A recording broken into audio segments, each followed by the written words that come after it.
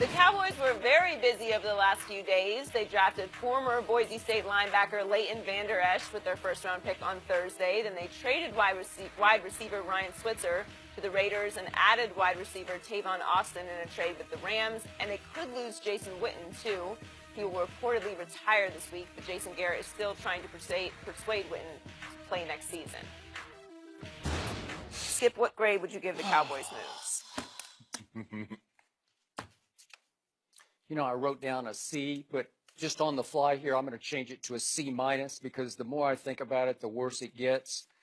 It just left me flat. The whole weekend left me flat. I'm not saying it was terrible, but it wasn't remotely what it could have been. And I watched Jerry Jones, the plunger, just sit on his hands all weekend and even let the Philadelphia Eagles dictate to him in the second round. So just quickly, let's go back to Leighton Vander Esch. A kid they fell in love with a month or so ago in the building. Everybody fell in love with him, and they took him even though he played 1 year at Boise State as a starter, and he had a bad neck injury. Is he the next Brian Urlacher? I hope so. But in the one game I watched him, I didn't see anything like the Brian Urlacher I saw in college in physicality, point of attack, seek and destroy. I didn't see any of that, so God bless them. I hope they're right because DJ Moore was sitting right there. DJ Moore is electrifying. He's a game breaker. He would have become the next Dez Bryant. He doesn't look like Dez or play like Dez, but he would have Dez impact as one of the newest members, like the new triplet to Dak. Nice big body running after catch. And he can run powerfully after the catch. And Cam Newton got him 5 picks later. And watch what happens with Cam Newton next year. And if you're going to take a linebacker, I just like Rashaan Evans better from your St. Nick's defense. And he goes 3 picks later because Tennessee traded up and said, we got to snatch him before Belichick takes him at 23. He's just now he's an outside linebacker and they want an inside backer, but whatever. He's just a better football player, I think, than Leighton Vander Esch is right now. So then we get to the second round and Howie Roseman strikes again. This guy's the best team builder in all of football. And by the way, he didn't even play high school football. How do you figure that? And he trades up 1 pick ahead of Dallas, and he takes potentially the next Jason Witten, or should I say the next Zach Ertz, because Dallas Goedert out of South Dakota State could be that guy. Yeah. He went right up and snatched him right out of the Cowboys' clutches. So they're stuck with Connor Williams. So they take an offensive lineman. And I liked him 2 years ago because he might have been one of the most dominating players in college football. And last year, Mr. Sharp, he was pretty not there to be seen. I don't know. He just had a bad year, an off year, a non-year. And they took him with their second-round pick, and they left James Washington on the board. You know James Washington from Oklahoma State? Yep. I watched him a lot. Mason Rudolph to James Washington. We may get to see that one day with your Pittsburgh Steelers. Got downfield in a hurry. Hey. A lot of deep passes. He doesn't test great, but he just gets behind everybody consistently. Well, I would have taken him instead of the offensive lineman, but no. So that leaves us with Michael Gallup, and I hope he lives up to his name, Gallup. Maybe that's a great Dallas Cowboy name. Out of Colorado State, but I will bet you he is no DJ Moore, and I will bet you he's nothing like 2014 Dez Bryant. And so that's what you're stuck with as your new quote-unquote number 1, which brings me to Tavon Austin. I loved Tavon Austin before the 2013 draft. I loved him. I was raving about him because he ran 4.3 at the combine, and at West Virginia, he was just electric. He had that monster game. He had over 300 yards receiving. Nobody could get him on the ground. And I don't know why. Maybe you can explain to me why, but he never lived up as a Ram. Did they not utilize him correctly? Is he more of a scat back than a wide out or a slot receiver? I don't know. I'm hoping we can find some West Virginia Tavon, but I don't. And implement it. You know, I'm just not sure about it. And they did get that Jihad Ward from the Raiders. They did need a tackle. And I think that was a nice, solid move to give up Ryan Switzer because you got Cole Beasley, if, in fact, you still have Cole Beasley, if you can ever come back to what he was 2 years ago. So it's just there's no clever move. There's no shocker. There's no, wow, we got. No, you don't got. Right. You don't got anybody of note. I agree with you. I'm going to give them a D+ for the very reasons that you mentioned, is that because they seem to be, well, we'll just sit back and we'll take whomever's available to us. The best player on the board? No. I guess. Let me start with where you finished, Tavon Austin. All right. On the best offense in football, the highest scoring offense in football, in 16 games, he had 13 catches. So when was the last time a team traded a playmaker for a sixth-round draft pick? Just don't do it. So Sean McVay, if Sean McVay is thought of as one of the most clever offensive minds in football. Well said. And all he could get out of him over 16 games was 13 catches. Preach. Good luck, Cowboys. Yep. You mentioned before. Now, I believe that Vander Esch has more potential to be Mike Mamula as opposed to Brian Urlacher.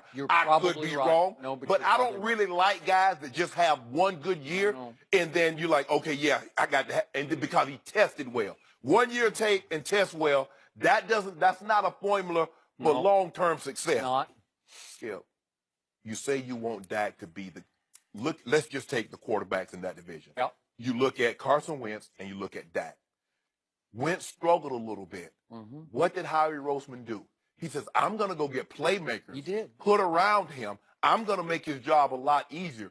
I'm going to give him an opportunity to put the ball in guys' hands, let them go make plays. You tell me if I'm looking at this, Allen Hurns, Terrence Williams, Cole Beasley. Okay, Witten may or may not be there. But listen, Jason Witten is not going to change their life. No, so they're now begging Jason Witten to stay. And you know what he is. He'll catch it, but he won't go anywhere with it. He'll have 600 yards. He will. He'll have 60, 65 catches. But you won't remember any of them. So that's what. And by the way, as much as I love Jason, I love him. And he is a stalwart. Take that job, Jason. Okay. But how many championships have they won with him as the leader of the team? I don't know. Just hasn't happened. Jason Witten is what he is. And what he fails to realize, and a lot of people fail to realize, you win a championship is not going to change the perception of you.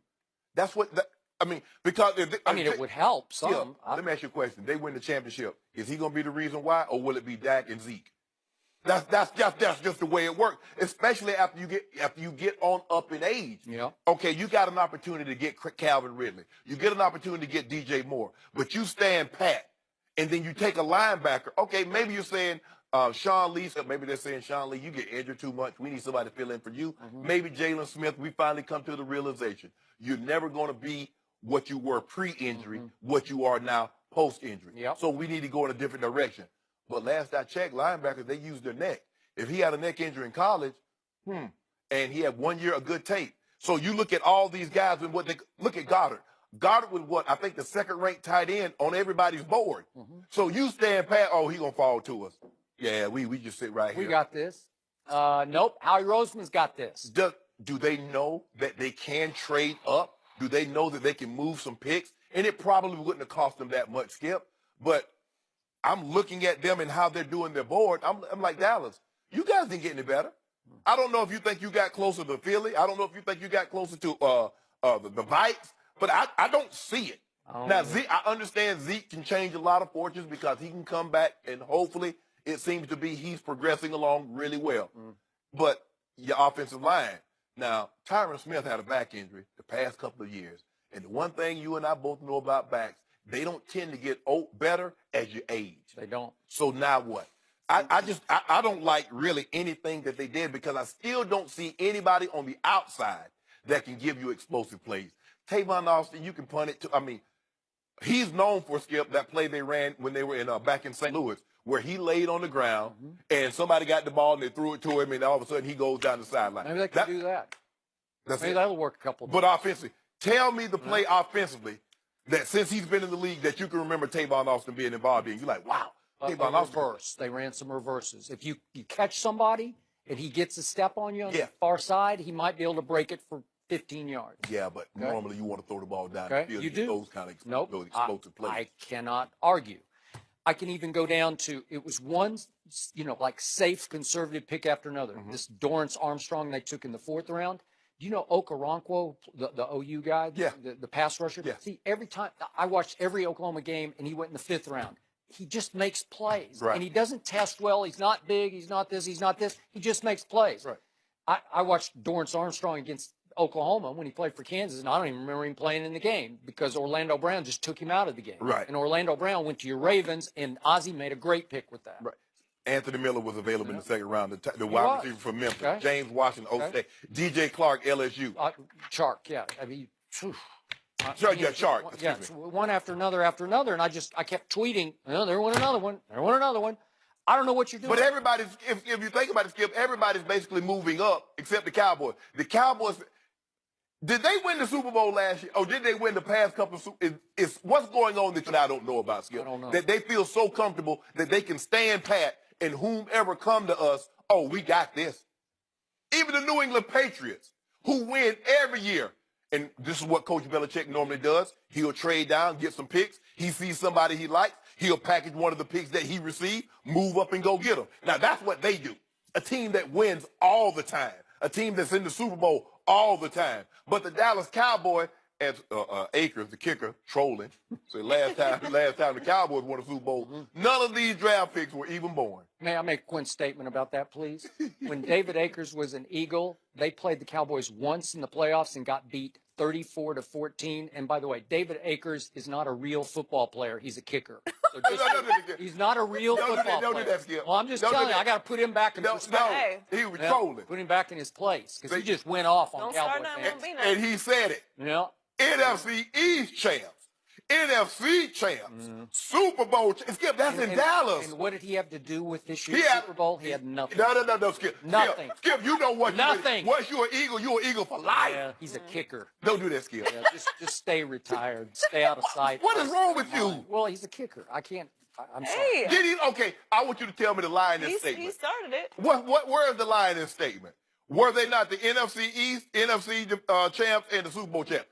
Were any of the draft picks? He's bragging about something he had zero to do with. Am I right? How did that happen? Okay. I know he's a former Eagle, so I guess that gives you some bragging. I'm a former Bronco, and I be bragging on the Broncos. I'm a former Raven, I be bragging on the Ravens. Okay. Well, speaking of that, I mean, what if Jason Witten just wants to do a Shannon Sharp and just do one play, you know? I haven't even seen that. That's I haven't even. And we big play Jay. Look here, Skip. And You know what? I'm with you about this. If Jason has the offers on the table that he does, he should probably just take one. You don't get too old to talk. You don't. Not these. These are. You get too old to play football. You don't get too old to talk. Plus, these are plum jobs. Yes. Well, maybe he takes one of those jobs and he can come by here. And now I don't want to race. And then he can race you. I don't want to race. Oh, no, you don't want to. What's the drama? What's the fun in beating a retired guy? Hell, I'm supposed to. The suspense and the drama is when I'm busting head and You're not going to beat me in those pancakes and chicken wings. I got those options. Yeah. Yeah. We already worked those really out. hard yesterday. Next up, the Browns won 0 games in 2017, but West